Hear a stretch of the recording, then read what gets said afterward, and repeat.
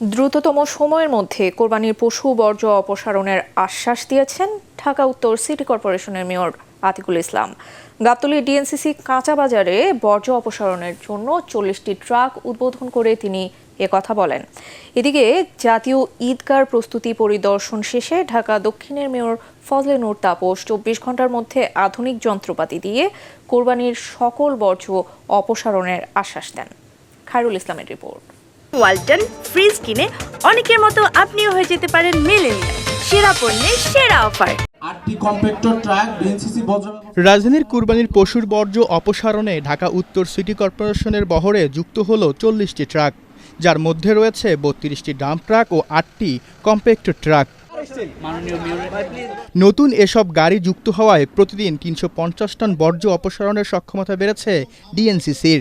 আগামী যে কোরবানি ঈদ যেটা হবে, সেই কোরবানি ঈদের সময় বর্জ্য পরিষ্কার করার জন্য 40টি ফ্লিট আমাদেরকে খুবই উপকৃত হবে। আমি ঘোষণা দিতে চাই, আপনাদেরকে সাথে নিয়ে ইনশাল্লাহ এই নতুন 40টা ফ্লিট আমাদের সাথে যেহেতু যোগ হয়েছে, অনেক সুবিধা হবে আমাদের। আমি কথা দিতে চাই ইনশাল্লাহ 6 ঘন্টায় আমি বর্জ্য পরিষ্কার করব ইনশাল্লাহ। এদিকে জাতীয় ঈদগাহে ঈদের নামাজের প্রস্তুতি ঘুরে দেখতে যান ঢাকা দক্ষিণ সিটি কর্পোরেশনের মেয়র ফজলে নূর তাপস।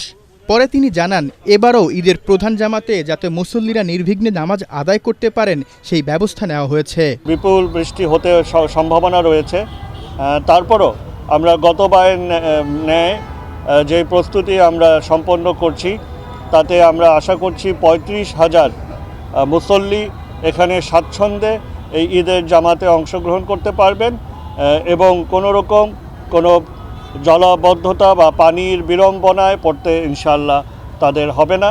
ঈদের দিন যে বর্জ্য সৃষ্টি হবে সেটা 24 ঘন্টার মধ্যে অপসারিত হবে, পরের দিন যেটা সৃষ্টি হবে সেটাও 24 ঘন্টার মধ্যে অপসারিত হবে এবং এর সাথে সাথে হাটের বর্জ্য অপসারণের কার্যক্রম চলবে। ভারী বৃষ্টি হলেও জাতীয় ঈদগাহ ময়দানে মুসল্লিদের নামাজ আদায়ে কোনো সমস্যা হবে না বলেও জানান ডিএসসিসির মেয়র।